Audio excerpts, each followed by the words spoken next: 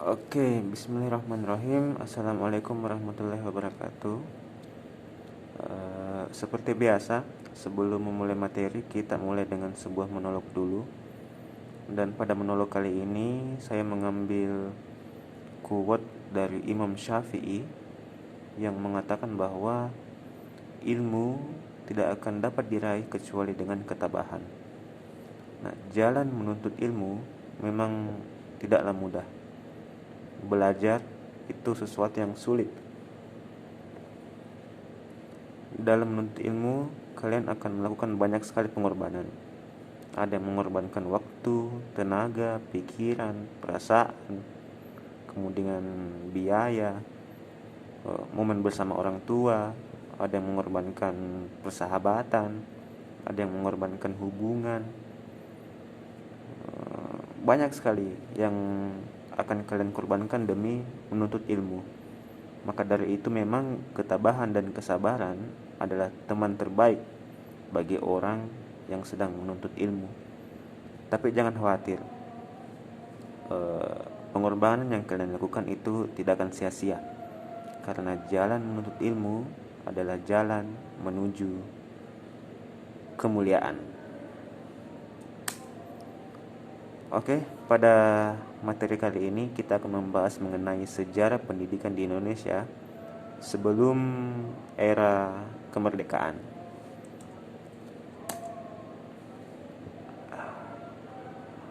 Zaman pendidikan, ada 6 zaman, ada 6 masa sejarah pendidikan di Indonesia sebelum era kemerdekaan.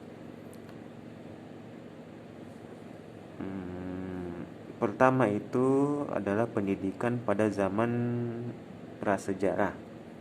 Nah, tujuan pendidikan pada zaman ini adalah agar generasi mudanya dapat mempertahankan hidup, mencari nafkah, kemudian membela diri, hidup bermasyarakat, dan taat terhadap nilai-nilai religi ataupun adat istiadat yang dipercaya pada saat itu.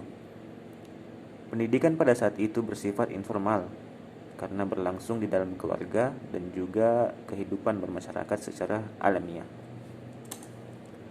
Lalu zaman kedua itu pendidikan pada zaman kerajaan Hindu-Buddha.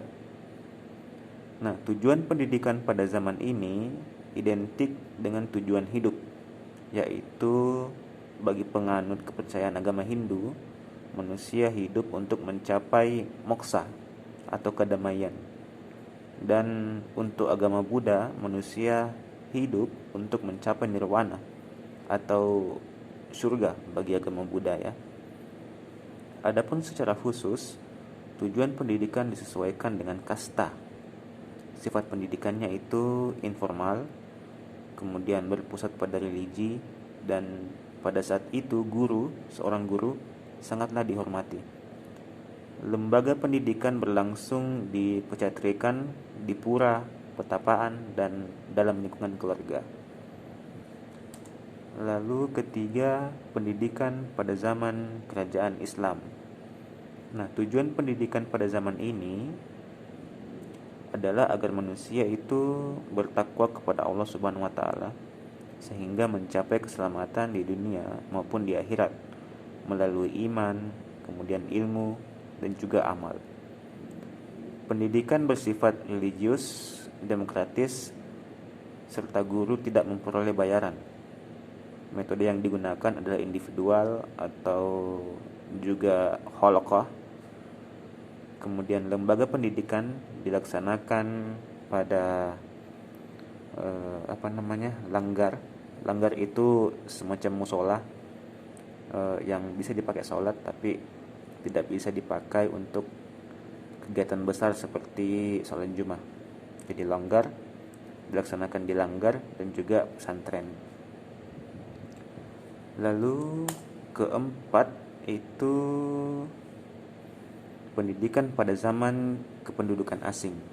Nah, pendidikan pada zaman ini itu terbagi atas 3 era, yaitu era Portugis pada zaman Portugis, di mana tujuan pendidikannya berkenaan dengan penyebaran agama Katolik.